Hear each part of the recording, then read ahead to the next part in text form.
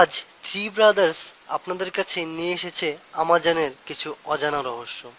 আমরা যতই চাঁদ মহাকাশ জয় করি না কেন, পৃথিবীর অনেক রহস্যই আজও অজানাই রয়ে গেছে। আমাজনের অরণ্য এমনই একটি রহস্য। আমাজন জঙ্গল নিয়ে আগ্রহ নেই এমন মানুষ খুব কমই আছে, আর আগ্রহ থাকবেই না বা কেন। এই পুরো জঙ্গলটাই তো একটা রহস্য আর বিস্ময়ের প্যাকেট। আমাজন বা আমাজন রেইন ফরেস্টের কথা বলতে গেলেই একটা কথা বারবার বলতে হয়, আর তা হলো পৃথিবীর সবচেয়ে বড়।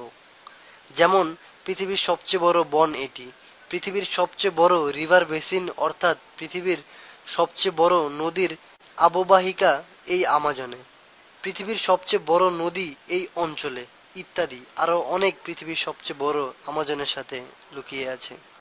আমাজন বন হলো আমাজন নদীর অববাহিকায় অবস্থিত পৃথিবীর সবচেয়ে বড় নিরক্ষীয় বন, যা দক্ষিণ আমেরিকা উপমহাদেশের উত্তর ভাগে অবস্থিত 9টি দেশের অন্তর্ভুক্ত।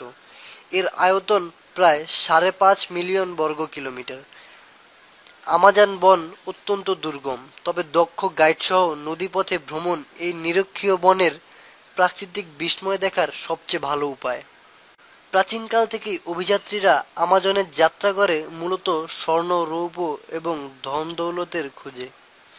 পর্তুগিজ অভিযাত্রীরা বিশ্বাস করত বিশাল এই বনের মধ্যেই কোথাও লুকিয়ে আছে এলডোরাডো নামক এক গুপ্ত শহর, যা পুরোপুরি সোনার তৈরি।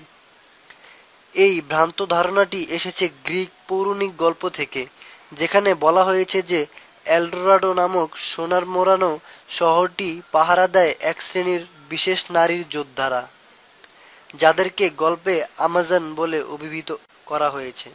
পর্তুগিজ, স্প্যানিশ এবং ফ্রেঞ্চ অভিযাত্রীরা প্রতিযোগিতায় নামে এই এলডোরাডো শহরটি আবিষ্কারের জন্য, কিন্তু কেউ এই কাল্পনিক শহরের খোঁজ পায়নি।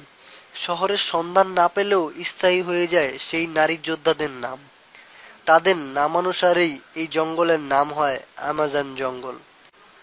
আমাজনকে রেইন ফরেস্ট বলা হলেও এর অর্থ কিন্তু এই না যে যেখানে সারা বছর বৃষ্টিপাত হয়, বরং রেইন ফরেস্ট বলার কারণ এখানকার অত্যাধিক আর্দ্রতা, বৃষ্টিপাত এবং গরম আবহাওয়ার কারণে। প্রচণ্ড গরমের কারণে এখানে বাষ্পীভবনের হার অনেক বেশি, যা আর্দ্রতা এবং বৃষ্টিপাত হওয়ার অন্যতম কারণ। এই গরম আবহাওয়া, বৃষ্টিপাত এবং আর্দ্রতার কারণে এই বনে উদ্ভিদ ও প্রাণীকুলের বৈচিত্র্যময় সমাহার দেখা যায়। এখানে আছে 120 ফুট উঁচু গাছ, 40,000 প্রজাতির উদ্ভিদ, 2.5 মিলিয়ন প্রজাতির কীটপতঙ্গ, 1294 প্রজাতির পাখি, 378 প্রজাতির সরীসৃপ, 428 প্রজাতির উভচর, 427 প্রজাতির স্তন্যপায়ী প্রাণীসহ হাজারো প্রজাতির অজানা জীব ও অণুজীব। এখানকার প্রাণী বৈচিত্র্য অতুলনীয়। মজার বিষয় হলো হাজারো রকমের প্রাণীর সমাহার থাকলেও এখানকার ইকোসিস্টেম অত্যন্ত শক্তিশালী, যা মিলিয়ন বছর ধরে টিকে আছে। এই বনের স্তন্যপায়ীদের মধ্যে উল্লেখযোগ্য হল জাগুয়ার, গোলাপি ডলফিন, যা একমাত্র প্রজাতির ডলফিন স্বাদুপানিতে বাস করে, তামান্ডুয়া, তাপির, মানাতি, ইঁদুর, কাঠবিড়ালি, বাদুড় ইত্যাদি। পাখিদের মধ্যে উল্লেখযোগ্য হল ঈগল, টুকান, হোয়াটজিন, দ্রুতগামী হামিংবার্ড এবং আরও রংবেরঙের অনেক পাখি। পৃথিবীর সকল পাখির 1/5 এই বনের অধিবাসী। মাছের মধ্যে আছে মাংসাশী লাল পিরানহা, বিপজ্জনক বৈদ্যুতিক মাছ এবং স্বাদুপানির অন্যতম বড় মাছ পিরারুকু, যার ওজন 150 কেজি পর্যন্ত হতে পারে। উভচর প্রাণীর মধ্যে লাল চোখ বিশিষ্ট গেছো ব্যাঙের নাম না বললেই নয়। সরীসৃপদের মধ্যে আছে বিখ্যাত সাপ বোয়া, যা তার শিকারকে পেঁচিয়ে ধরে শ্বাসরোধ করে মেরে ফেলে। তাছাড়া রয়েছে কুমির, অ্যালিগেটর, কচ্ছপ প্রভৃতি। এছাড়াও বিভিন্ন প্রজাতির পিঁপড়া, হাতের তালুর সমান বড় তেলাপোকা, রং বেরঙের প্রজাতি শুঁয়োপোকা আর জানা অজানা হরেক রকম পোকামাকড়ের বসতি এই আমাজনে। তবে এ বন শুধু জীবজন্তু আর উদ্ভিদদের জন্যই স্বর্গরাজ্য নয়, বরং এখানে অনেক মনুষ্য বসতিও আছে। হাজার বছর ধরে এখানে আদি ইন্ডিয়ানরা বসবাস করে। বর্তমানে এখানে বসবাসরত ইন্ডিয়ানদের সংখ্যা প্রায় 2 লাখ। এই বনে গড়ে প্রতি বর্গ কিলোমিটারে প্রায় 75,000 ধরনের বৃক্ষ পাওয়া যায়। বিশ্বের মোট ঔষধের 25% কাঁচামাল আসে এই বনের মাত্র 400 প্রজাতির গাছ থেকে।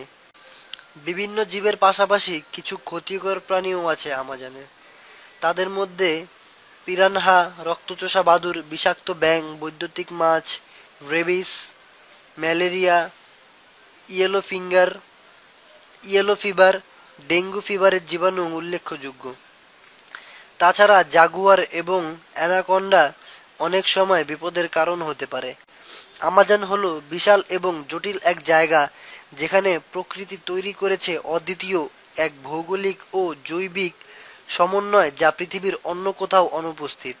আমাজনের রহস্য এবং ভয় আমাদের একই সাথে জয় করতে হবে এবং সাথে সাথে জিইয়ে রাখতে হবে, নতুবা বিশ্বায়নের এই যুগে আমাজনের রহস্য নিয়ে আমরা হয়তো আর বেশি দিন গর্ব করতে পারবো না।